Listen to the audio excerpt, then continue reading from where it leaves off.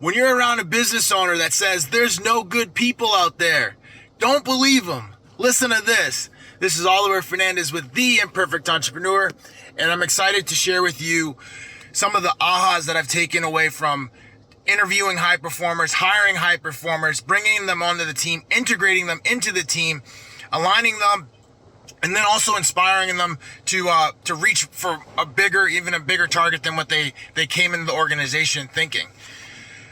So this past week was awesome because we got an opportunity to go to Maine, where I grew up, and spend some time up there, and it's like always a relaxed time for me, and we're on the water there, and it's really cool. We stay at this place called the Cliff House. If you don't know about it, go Google it. It's gorgeous, and it's a really good time.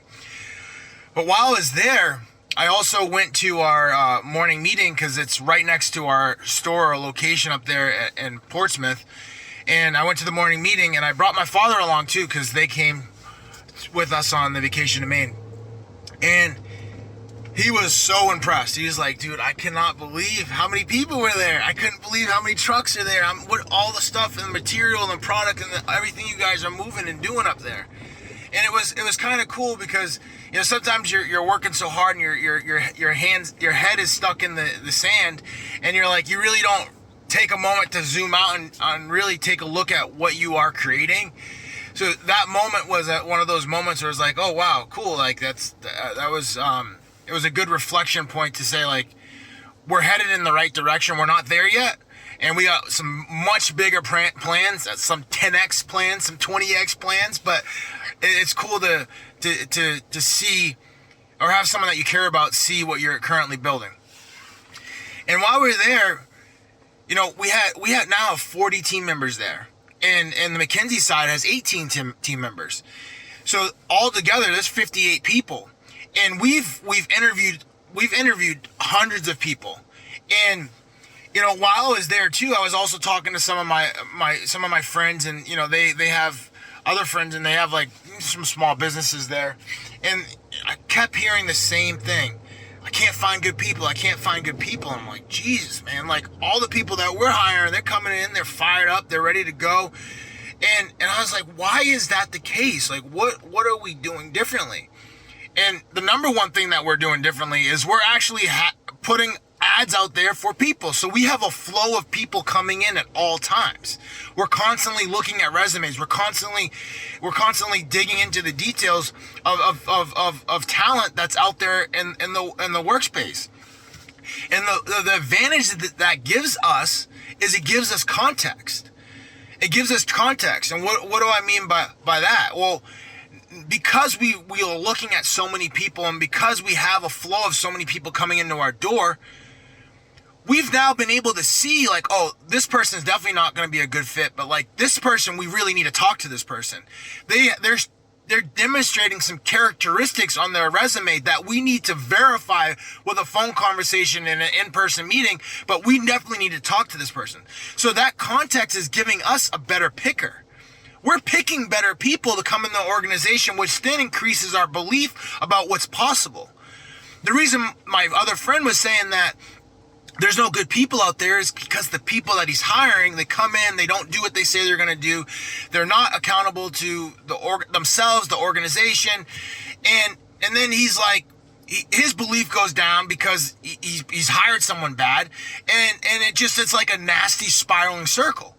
Whereas if you look at it from the other viewpoint, you hire someone, they do everything they say they're going to do. They're accountable to themselves, the organization. And then now you're like, oh man, there are good people out there. Let me find more of these people. And then it starts to multiply on that side. So our picker has gotten better because we're looking at so many people, because we have so many lines in the water and ads out there bringing these people and attracting them to the organization. And number two is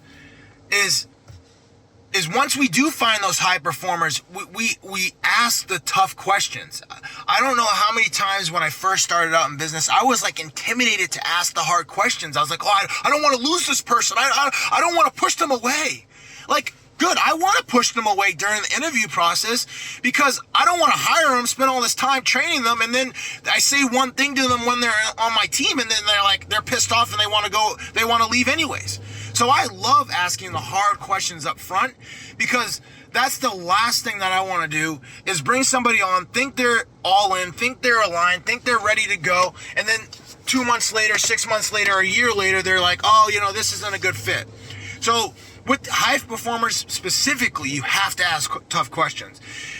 And another reason why you have to ask tough questions for high performers is because, we just did an interview yesterday, and the guy literally has transformed the business that he's at. They didn't give him leads. He went out there and found leads. He went out there and built relationships to the tune of $4.5 to $5 million. And now someone that has that skill set, the thinking in the back of my head is like, why don't they just go and start their own thing? And most business owners, they'll have someone come into their organization and they'll tell them that they went out in there and they got $4.5, $5 million worth of business, and they'll get intimidated. They're like, oh, I need this person so bad.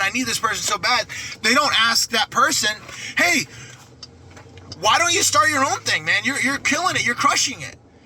And then they hire that person, and then that person comes on, and they're a prima donna, and they want the business owner to bend over backwards and make all these special exemptions for that person. When in the beginning, if you just ask that person, why don't you start your own business? Exactly like what we did on our call, and listen to the person's response. You ask the question and then take a moment. Listen to their response. And their response will tell you everything that you need to know. And why do I say that? Because what you think is what you say, and what you say is what you do. So if you want to hack on finding out what people are going to do, ask them a question so you can get what they're thinking. Because if you don't understand their thinking, they're going to come in your organization and start doing things that you did not want them to do. And that person's response was, dude, I want to just sell. I don't want to go out there and do operations and do billing and do all that stuff. I want to sell. I'm really good at selling, and I want to sell, and I want to be a part of a team that can support my selling. And my current organization right now does not support what I'm trying to do from a sales standpoint. I was like, that's exactly what I want to hear. Because if he had said that, I'm the reason why I want to leave, or the reason why I don't start my own business is because I don't have the resources, and I don't have the confidence right now. Like, those are all things that would be red flags for me, because okay, so when you do get the resources, the next thing you're going to do is start your own business. When you do get the confidence, the next thing you're going to do is start your own business. If you don't value a team and you don't value doing something big together, then you're already not a good fit. And I'd rather know that up front instead of investing a bunch of time, energy, and effort from not only myself but the organization pouring into this person. I'd rather know that up front. So you have to ask tough questions. I know it's almost counterproductive, because good people, they want to be so cool and so lovey-dovey with candidates, and oh yeah, this is the best place to work and all that. But especially with high performers, they will come into your business and run you over if you don't ask the tough questions and get an understanding of what they're thinking and how they are as a team player. How do they fit into your organization operationally, culturally, and financially? If you don't get that, I'm telling you, it's going to be problems. It's going to be problems. And I've made the mistake so many times. I get so excited. This person's going to come in and do this, and they have the skill set. And it's yes, they do have the skill set, but they don't have the will and the desire to be great. And what makes people great? What makes people great is having a great attitude, working together as a team. Imagine if Tom Brady just went out there and totally disrespected everyone on his team and didn't care about them, or didn't care about having a team, and just thought that he could win the game all by himself. That he thought that he could run every touchdown and literally throw the pass to himself and catch it.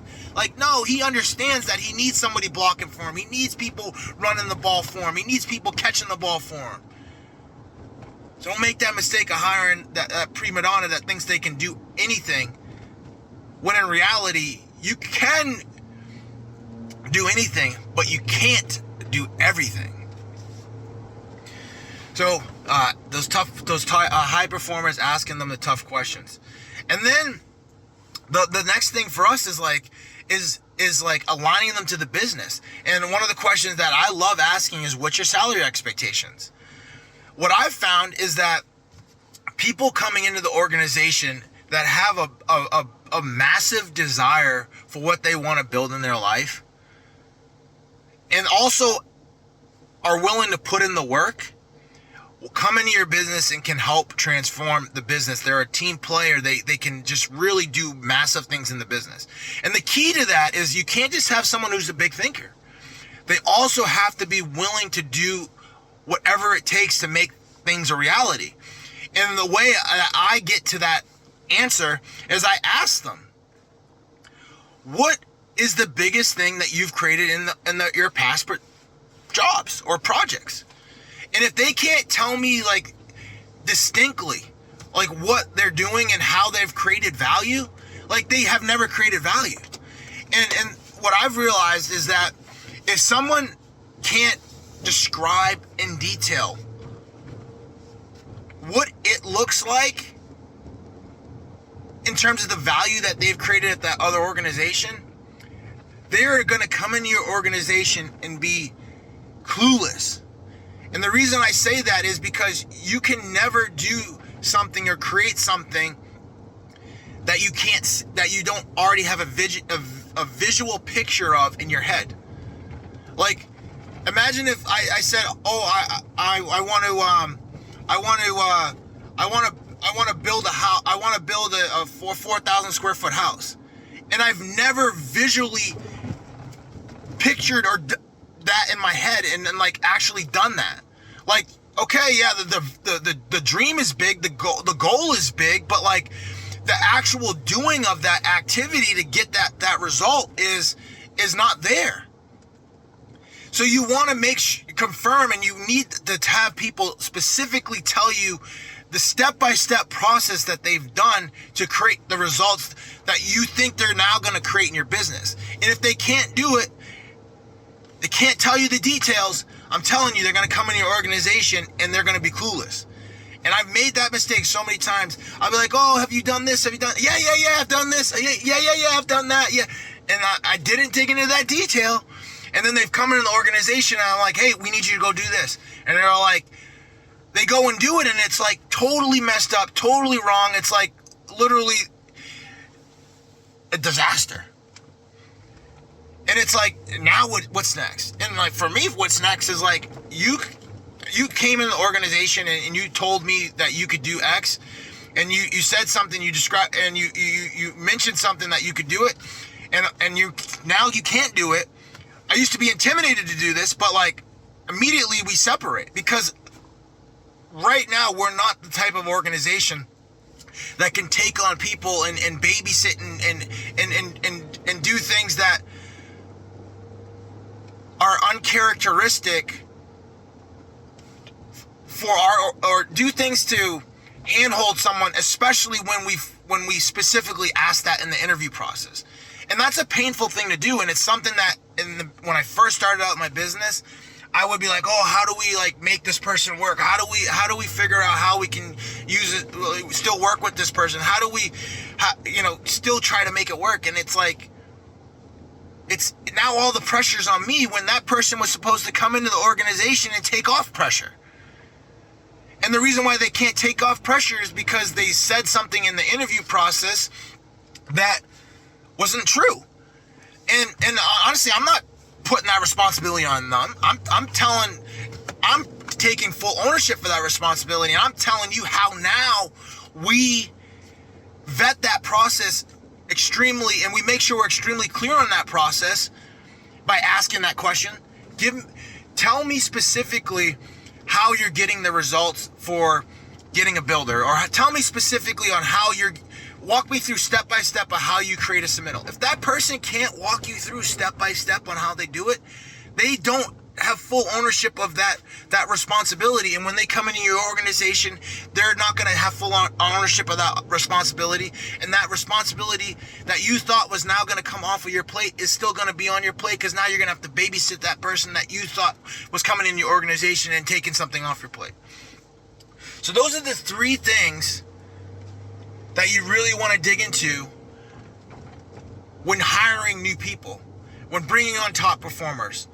And when somebody comes into your environment and tells you there's no good people out there to hire, just already know that's a lie and re-listen to this podcast, because the people are out there. There are good people out there. What we need to do is we got to get stronger inside and increase the capabilities of our picker.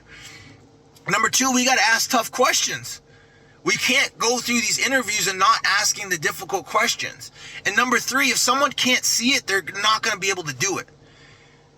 So you need to be very specific and get some extreme clarity on the actual items you want people to do in your organization. And make sure that they can explain that stuff extremely clear, or they're going to come in your organization and create a mess. With that, go out there and continue to build your legacy. Let's roll.